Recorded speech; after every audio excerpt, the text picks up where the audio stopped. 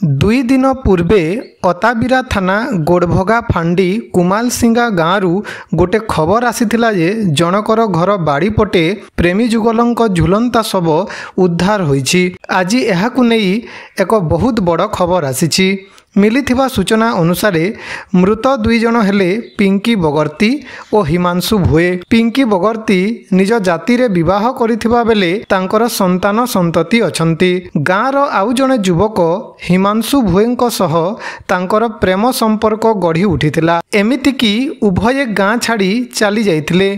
7 ଦିନ ପରେ ସେମାନେ ନିଜ ଗାଁକୁ ଫେରିଥିଲେ। ହିମାଂଶୁଙ୍କ ଘର ବାରିପଟେ ଗୋଟିଏ ଦଉଡ଼ିରେ ଆତ୍ମହତ୍ୟା କରିଥିଲେ। ଏହାର ସୂଚନା ମିଳିଥିଲା पुलिस सब इन्स्पेक्टर गणेश चंद्र बारिकंकु। से घटनास्थलକୁ ଯାଇ मृत शरीर को शव व्यवच्छेद पाई पठाइथिले। मात्र हिमांशुर घर लोक शव को नहीं निजे सत्कार करिथिबा बेले पिंकीर घर लोक शव नेवा पाई मना करि देइथिले। जेतेबेले भी एही परि परिस्थिति सृष्टि हुए समस्ते संकल्प परिवार को मने पकांती, जो माने कि निस्वार्थपर भावरे असहाय मानक सेवा करि आसुछंती। पुलिस अनुरोध क्रमे संकल्प परिवार पीपल मुंडा स्वर्गद्वार रे मृत पिंकी शव सत्कार करिथिला। शव सत्कार कराउजे से विषय कहबे। अनिता लाकड़ा गोड़भगा फांडी रो कॉन्स्टेबल अटे ये कुमेल सिंगा गाँ रे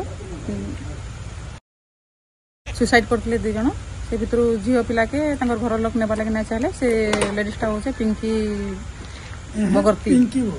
पिंकी बगर्ती घर लगे आम खबर देलु किंतु से मैंने आसिक ना नेले आम से फिर बरगढ़ संकल्प परिवार के इनफॉरमेशन कलु। से मैंने आसिकना डेड बॉडी सत्कार कले।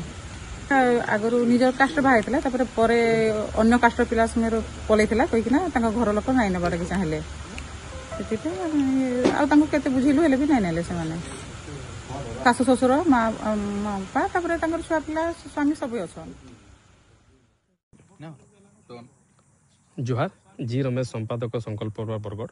आज गोड़भगा पांठी पुलिस अनुरोध क्रमे आज गोटे शव सत्कार गोटे करुचु जेनटा कि प्रेमी जुगल दुई जन पलैते घर से मैंने आसिक फेरी शव सुसाइड करते। सुसाइड कलापर पिला घर लोग पिला के नहीं गले पोस्टमार्टम सरला लेडीज घर जेनटा झील थे घर लोग अनिच्छा प्रकाश करते शव के नेबार लगी जेनटा कि गोड़भगा पांठी पुलिस अनुरोध क्रमे आज आम पीपल मुंडा स्वर्गद्वार शव सत्कार करुचु। संकल्प समस्त सदस्य मिसिकी अन्य जातिर गोटे पुअर सहित पलैला बोली घर लोक अनिच्छा ही प्रकाश करते डेड बॉडी के नेबार लगी।